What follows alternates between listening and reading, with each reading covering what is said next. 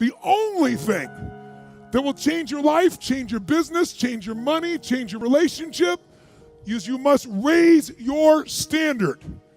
Now I know that sounds boring, stupid, basic, but it's the truth.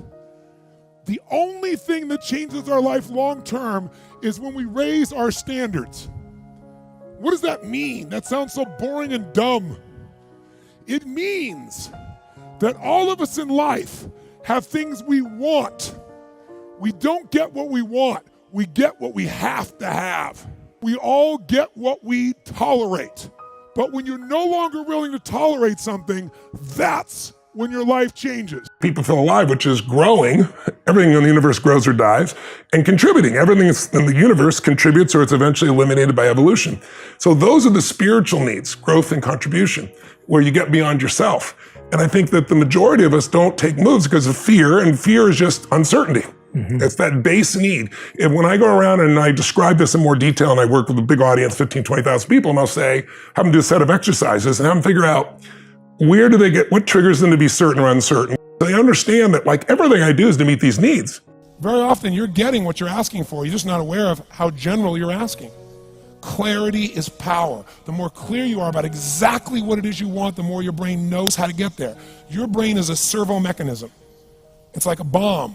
Those bombs, those missiles, they have a servo mechanism. So if the target moves, it knows what the target is, it follows it. Your brain, when you condition it, knows exactly what to go for and it'll find a way to get there. Find someone's got what you want, study what they do, every aspect of it, and then add yourself to it. And that's the pathway to speed of transformation. So now, like, I've done it. I'm not the only person. There's so many companies that went from worse off than they'd ever been in their history to the best off because they found a way to pivot. But that required a psychological piece of not blame. So maybe it's time for you to think for yourself and model what works instead of just what you're told. That's something to consider for yourself. Most people have like a highway to stress, a highway to pissed off, a highway to worry, and they got a dirt road maybe to happiness. And it's neurological. The more you go into states, like I'm sure you've met people that walk in and they're always pissed off or they're always worried, right? Or some people think they're funny, but they're not, but they have such a good time, they crack you up too, because they have such a good time. So we prime ourselves to be a certain way. Probably the most sacred thing in our lives that we can give another human being besides our love is our labor. You think about it, your labor is your energy, it's your time, it's your emotion, it's your intellect, it's your spirit to some extent. And if you can find a way where what you do for a living activates that sense of what you're made for, then work is not work. Loving yourself usually comes for most human beings by starting to have a value and just appreciating people, not because of what they do, not because of what they have, just because you feel their essence. And it's easier to do that with somebody you love than it's with yourself, but when you start to with somebody else and you're not judging, you're truly loving them, then it's much more natural because you're already doing the loving. You're not getting it from somewhere else. Someone may say something, look at you a certain way as a trigger, but all love is self-love. Everyone in the world has a list of things they think they should do. I should lose weight. I should work out. I should spend more time with my kids. I should work harder. I should make more calls. I should. And then you know what? People don't do their shoulds and they get mad at themselves and they what I call should all over themselves. They beat themselves up about it. What changes people is when your should becomes a must. When suddenly the thing you said should happen has to happen. That's when human beings change.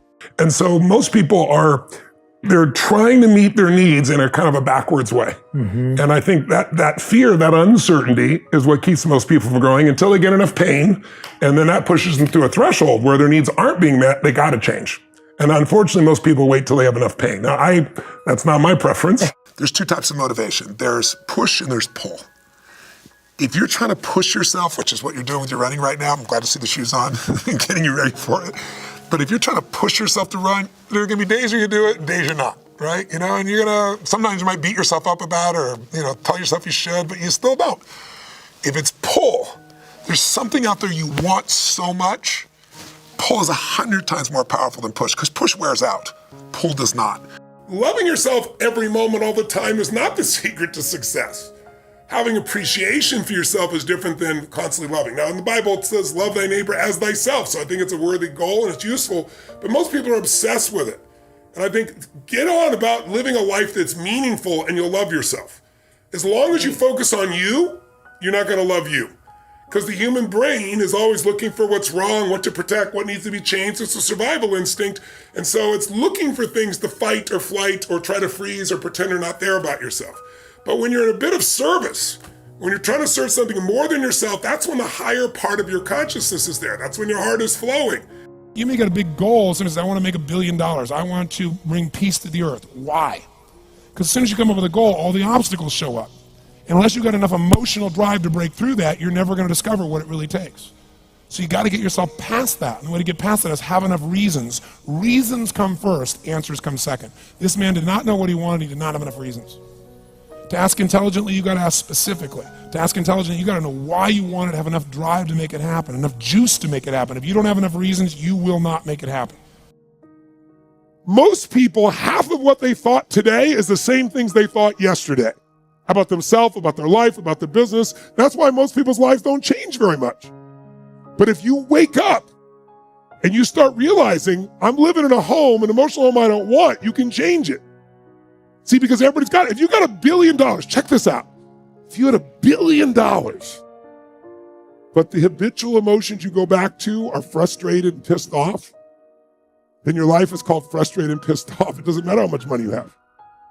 Write this down, please. The quality of my life is the quality of my habitual emotions. But if you change these 3 patterns, what you focus on, what things mean, finding empowering meaning, and then what you do is controlled by how you feel. If you're pissed, you're going to behave differently than if you're feeling good. So those 3 patterns literally control your life. Most people, those patterns are unconscious, so they keep experiencing life the same way. What's my purpose? How can I help? I mean, serving is what my purpose is. I don't need all this bullshit. And that means I can do it when I say hello to the mailman. I can do it in front of 50,000 people. I can do it with my child, right? And there's lots of different purposes as you go through your life. But most people are trying to get that. They haven't even figured out what the hell they're going to do. They haven't even figured out to enjoy their life. Your purpose will unfold if you do the right thing. Whenever you meet someone who's in business is stressed, they're always a business operator. And my focus is to become a business owner. How do you do that? You realize that the chokehold in the growth of your business is always the leader. And it's your skills and it's your psychology. And I found it's 80% psychology and 20% skills. You gotta have the marketing skills. You gotta be able to lead. You gotta be able to recruit. You gotta do all those things. But really, most importantly, you gotta get it through what I call the threshold of control. And this, to me, is the secret to really succeeding in business. And it's pretty simplistic. What if you could live every day with a vast majority of the emotions you had were joy and gratitude and love and appreciation, even in the middle of COVID, even when somebody does something unjust, compassion, playfulness. What would that feel like if you were in those states every day, 95% of the time? When you weren't, you got out of it quick. You can make that change this weekend, and I'm not exaggerating an ounce. I'm not saying you're going to be perfect and never have a negative feeling, because negative feelings are sometimes a signal to make us change. But most people have a negative feeling and they just hang on to it and keep living with it and find other things to be negative about. That will never give you what you want.